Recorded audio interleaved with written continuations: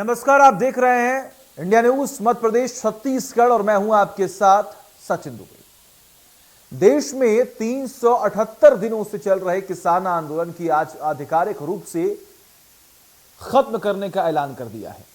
संयुक्त किसान मोर्चा ने आज सिंगू बॉर्डर पर प्रेस कॉन्फ्रेंस कर आंदोलन खत्म करने का ऐलान किया और 11 दिसंबर से किसानों की घर वापसी शुरू होने की बात कही। दिल्ली की सीमाओं पर पिछले 1 साल से ज्यादा समय से चल रहे किसान आंदोलन को खत्म किया गया, लेकिन किसानों ने जोर देकर कहा कि अगर सरकार अपने वादों से पीछे हटेगी तो किसान सड़कों पर फिर उतरेंगे। किसानों ने हर महीने समीक्षा बैठक करने की बात कही और 15 जनवरी को संयुक्त किसान मोर्चा की समीक्षा बैठक होगी। आज हम किसान आंदोलन और सरकार के वादों को लेकर चर्चा करेंगे। हमारे साथ कुछ खास मेहमान भी जुड़ रही हैं, लेकिन सबसे पहले आइए सुनते हैं कि आंदोलन खत्म होने पर क्या कह रहे हैं किसान नेता। बिंदु हमने उठाए थे और उसमें पत्र आदान प्रदान होते रहे। उसमें एमएसपी के मुद्दे ऊपर सरकार ने कमेटी बनाने का एक प्रावधान दिया है और उसके बारे में जो दिया है प्रावधान, उसका आने के बाद कमेटी कैसी है, मोर्चा जो है उसको कमेटी बनाने को अपनी एक तरह की एमएसपी के आगे जो लड़ाई लड़नी है उसकी तैयारी के रूप में सोचता है। केसेस के बारे में हरियाणा, यूपी, हिमाचल, उत्तराखंड सब जगह के केसेस जो है हर तरह के आज इमीडिएटली, पहले था कि आंदोलन वापस लो फिर वापस लिए जाएंगे, लेकिन इमीडिएटली तत्कालीन तौर पर केस वापस लेने की प्रक्रिया शुरू हो जाएगी। परसों 11 तारीख से देश भर में, ये दिल्ली के जो 6 बॉर्डर है वहां तो चल ही रहा है, देश के बाकी जगह टोल प्लाजा पे धरने गांव में लोगों ने लगा रखे हैं। सभी को परसों विजय बना के, कल हम मनाना चाहते थे लेकिन कल हमारे सेना के जवानों, सेना अध्यक्ष की अंत्येष्टि का दिन है, वो देखते हुए हमने उसको एक दिन पोस्टपोन किया है। परसों 11 तारीख को विजय दिवस मनाकर पूरे देश से, यहां दिल्ली के सारे मोर्चे उठा लिए जाएंगे और देश भर में जहां पे भी धरने, मोर्चे ये सब लगे हुए प्लाजा पे कहीं कहीं पे, वो सब परसों से उठा लिए जाएंगे। आंदोलन समाप्त नहीं हुआ है, एमएसपी का संघर्ष बाकी है। लखीमपुर खीरी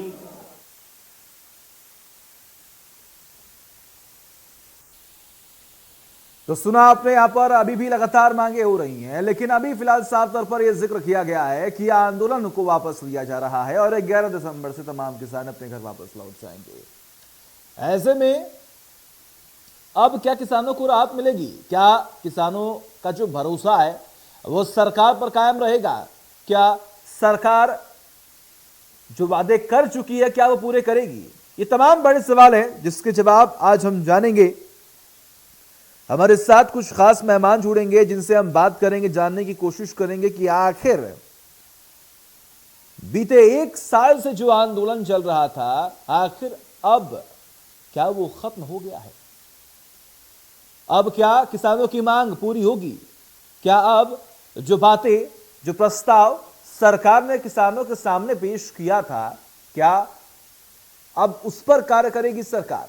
और आखिर कब तक वो तमाम मांगे जो हैं वो पूर्ण हो जाएंगी? डिबेट को ओपन करते हैं। हमारे साथ इस वक्त कुछ खास मेहमान जुड़े हुए हैं। सुरेंद्र वर्मा जो कि प्रवक्ता है कांग्रेस के, युधिष्ठिर चंद्राकर जो कि नेता बीजेपी, और के शर्मा जो कि वरिष्ठ पत्रकार हैं। आप तीनों का बहुत बहुत स्वागत है इंडिया न्यूज मध्य प्रदेश छत्तीसगढ़ पर। शुरुआत युधिष्ठिर से आपसे करते हैं सर। एक बड़ी जिम्मेदारी, और कहने की अगर हम बात करें तो एक किसान आंदोलन गले की फांस बन चुका था सरकार की। अब उम्मीद करते हैं कि अब ये आंदोलन खत्म होगा और सरकार अब चैन की सांस ले पाएगी। हाँ, सरकार चैन की सांस लेगी। भाई साहब आप नमस्कार।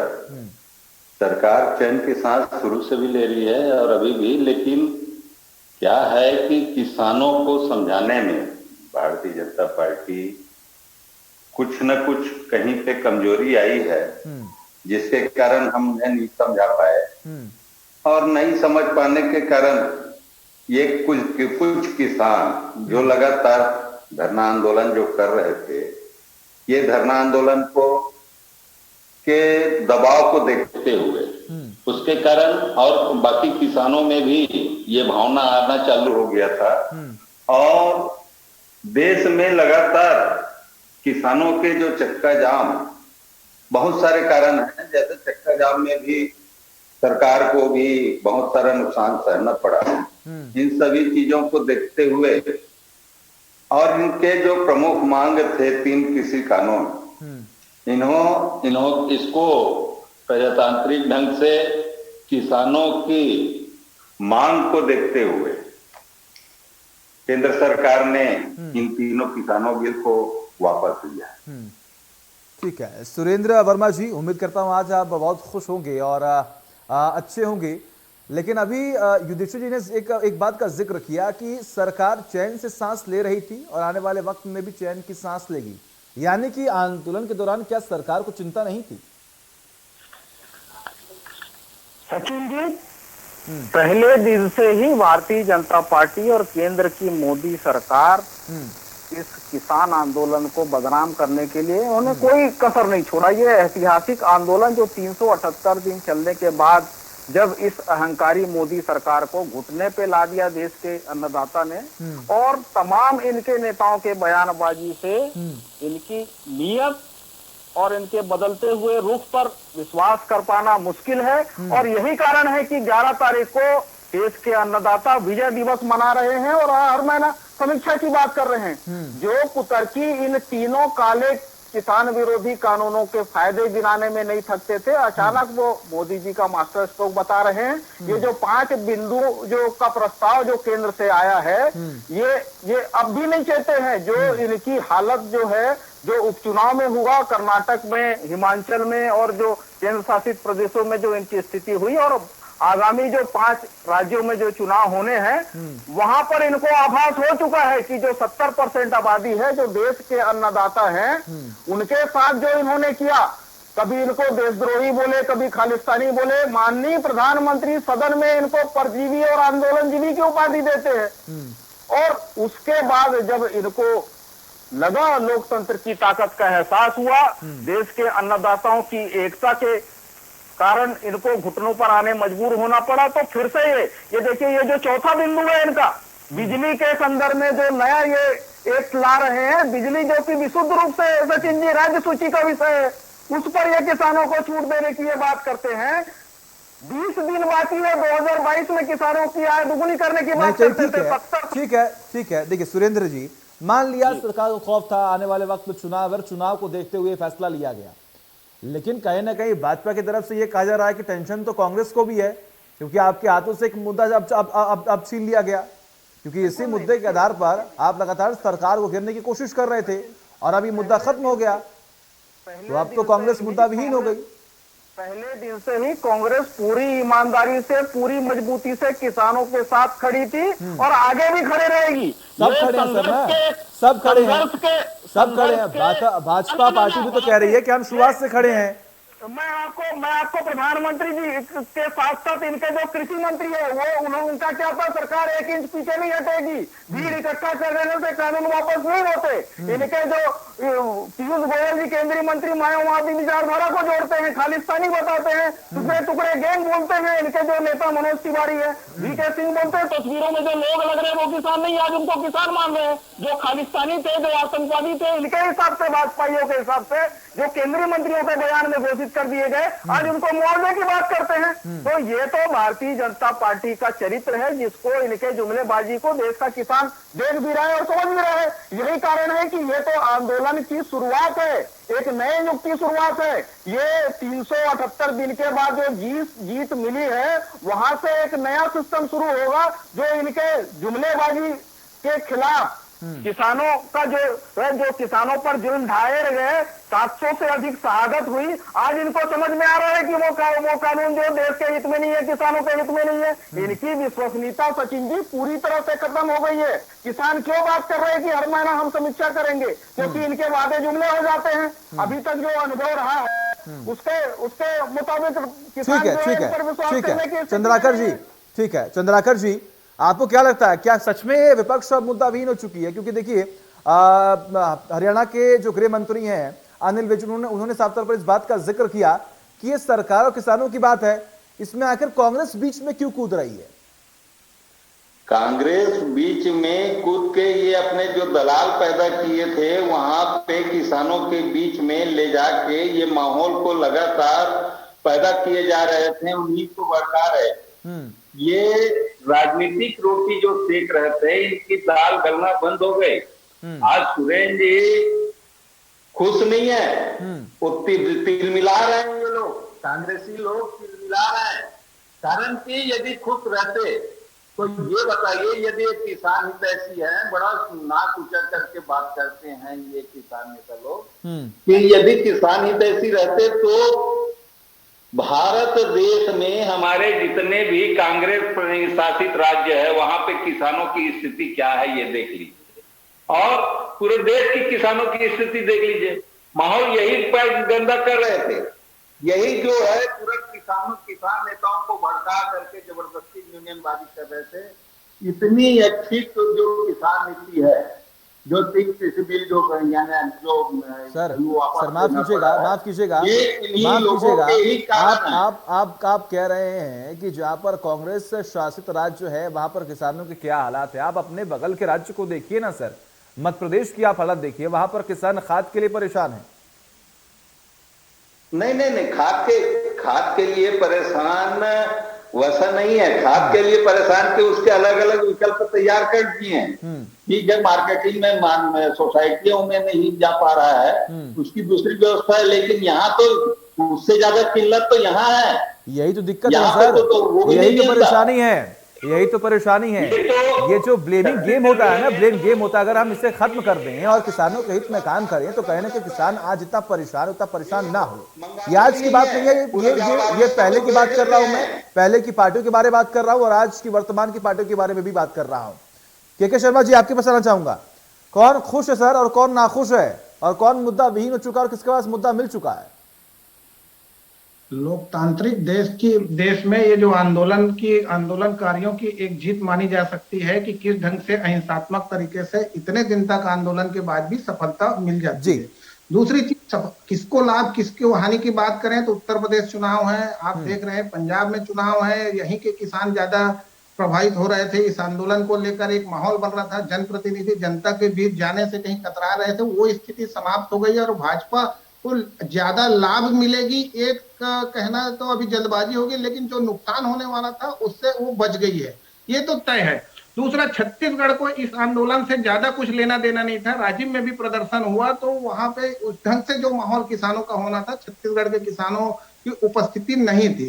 अब छत्तीसगढ़ में जो छत्तीसगढ़ मॉडल की जब बात हो रही उत्तर प्रदेश चुनाव में, आप देख सकते हैं कि छत्तीसगढ़ में किसानों ने जब 2500 रुपए समर्थन मूल्य के अतिरिक्त किसान न्याय योजना, राजीव गांधी किसान न्याय योजना के माध्यम से पैसा देने की बात हुई, तो यहाँ की सरकार को ही बदल दिया। 15 साल की सरकार बदलने में छत्तीसगढ़ में किसानों की महत्वपूर्ण भूमिका रही है। अब जो यहाँ जो समस्या है, आप देख रहे हैं लगातार किसान में ही सरकार उलझी हुई है, चाहे बोरा का हो, खाद का हो, कंपोस्ट खाद बनाने की बात हो, चाहे मैं जितने भी प्रकार के किसानों की समस्या है उनको लेकर के ही बात हो रही है। लगातार हम डिबेट में भी ये सब देख रहे हैं, बात कर रहे हैं। और जो 5 समस्या जिनको समीक्षा को लेकर जो बात हो रही है उसमें अभी जो क्लियर नहीं हुआ है, अभी केवल स्थगित हुआ है आंदोलन। किसान पूरी तरह अभी हटे नहीं है। एमएसपी किस ढंग से तय होगा, ये हो है कि छत्तीसगढ़ में मैं उदाहरण के रूप में बताऊं कि यहाँ पे जो मंडियों में खरीदी हो रही है वहां 1400-1500 से आगे नहीं बढ़ पा रहा है, जबकि समर्थन मूल्य 1940 रुपए में किसान अभी धान बेच रहे हैं। अब इसको किस ढंग से समर्थन मूल्य में होगा, तो मंडियों में क्या 1940 रुपया से कम में धान नहीं बेचेगा। इस प्रकार की एक विचार की बात आ रही है। किसान देखना चाहते हैं कि कैसे इस प्रकार से केंद्र सरकार कानून लाएगी। एक दूसरा चीज है, बिजली बिल को लेकर जो बात आ रही है कि बिजली बिल नहीं बढ़ना चाहिए, तो उसमें कैसे नियंत्रित करेंगे, किसानों को किस प्रकार से राहत दी जाएगी। छत्तीसगढ़ में जिस प्रकार से 5 हार्स पावर तक छूट की जो बात आ रही, क्या वैसा एक मॉडल देश में लेके आएंगे। तो इस प्रकार के जो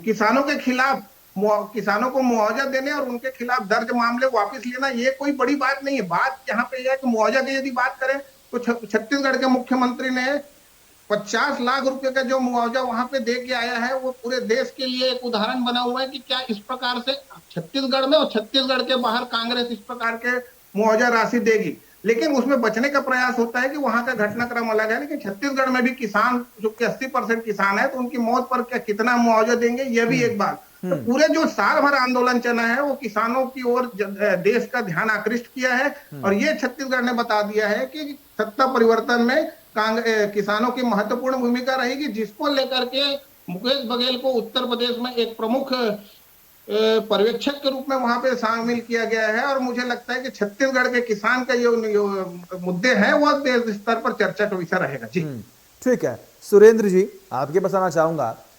किसान नेताओं की तरफ से इस बात का भी जिक्र किया गया है कि अगर सरकार जो बातें कर चुकी है, जो प्रस्ताव किसानों के पास भेजा गया, अगर वो नहीं मानेगी या फिर जो मान चुके अगर उस पर कार्य नहीं हुआ तो आंदोलन फिर से शुरू हो जाएगा। क्या लगता है, किसान अभी भी सरकार पर पूर्ण रूप से भरोसा नहीं कर पा रही है? निश्चित रूप से सचिन जी, जो अनुभव रहा है और जो केंद्र की मोदी सरकार और उनके नेताओं के, उनके केंद्रीय मंत्रियों के बयान आए हैं और जिनका जो इनका चरित्र रहा है, देखिए हम विषय पर चर्चा करें, जो प्रकरण वापसी की बात है, जो मामले दर्ज हुए हैं वो दिल्ली की सीमा में, दिल्ली में गृह जो है वो केंद्र सरकार के हाथ में है। इसके साथ साथ हरियाणा, उत्तर प्रदेश में जहां भाजपा की सरकार है, हजारों मामले दर्ज हुए हैं। राजस्थान और पंजाब के किसान भी थे, वहां पर तो कोई मामला दर्ज नहीं हुआ है, बल्कि पहले दिन से ही सरकार जो है, जो कांग्रेस शासित है, राजस्थान और पंजाब, छत्तीसगढ़, जितने भी कांग्रेस शासित राज्य हैं, पहले दिन से ही पूरी ईमानदारी से, पूरी मजबूती से किसानों के साथ है। मुआवजे की जहां बात है, पंजाब सरकार ने वहां के किसानों को मुआवजा पहले ही दे रही है।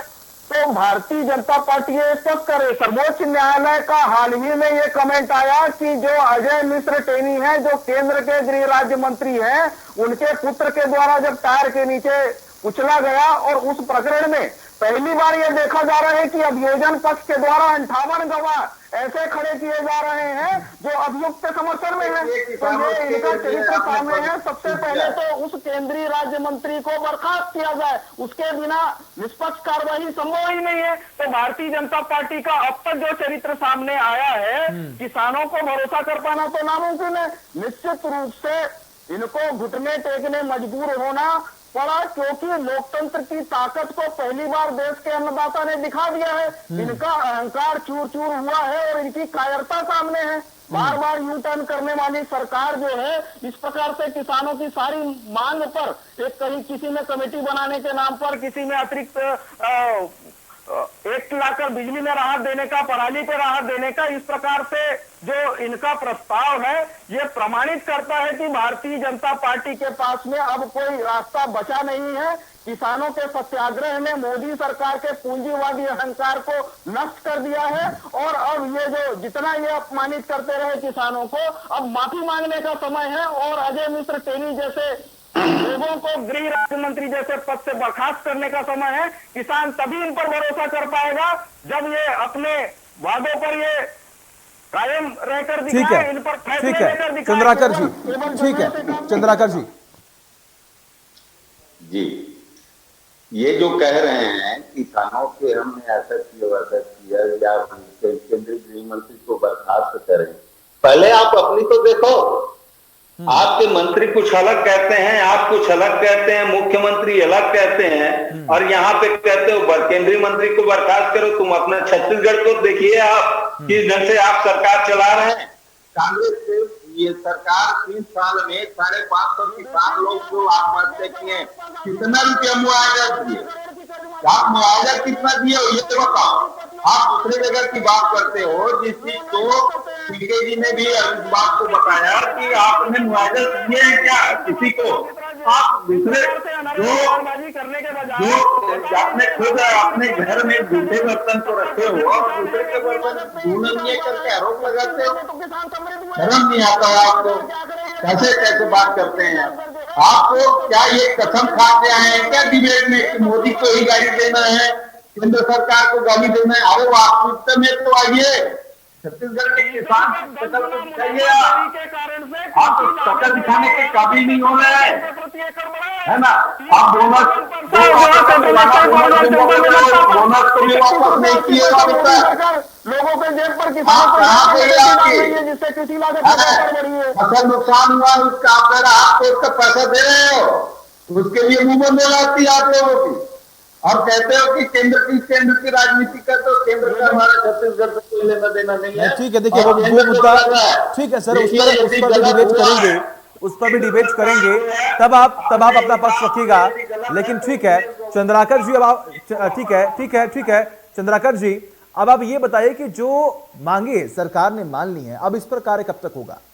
क्या किसानों को वो दूसरा मौका मिलेगा कि वो वापस अपने घर से उठकर दिल्ली बॉर्डर पर आकर बैठकर फिर से आंदोलन शुरू करें? ये जरूरत ही नहीं पड़ेगी, ये जरूरत ही नहीं पड़ेगी। यहाँ पे जितने भी हमारे किसान मोर्चा के, संयुक्त किसान मोर्चा के सदस्य हैं, इन लोगों को और प्रबुद्ध जो कृषि वैज्ञानिक हैं, इन लोगों का एक टीम बना करके एमएसपी का पूरा का पुनर्मूल्यांकन करेंगे। करने के बाद में जो भी स्थिति बनी, ठीक है के शर्मा जी, ठीक है सर, माफ कीजिएगा सर समय की बहुत कमी है। के शर्मा जी, मैं चाहूंगा कि डिबेट को कंक्लूड आप करें। क्या लगता है संभवतः अब आने वाले वक्त में क्या होगा? सबसे मेन बात, केंद्र सरकार की जो घोषणा थी कि 2022 तक किसानों का आय दुगना कर देंगे, तो अब किस रूप में हो पाएगा?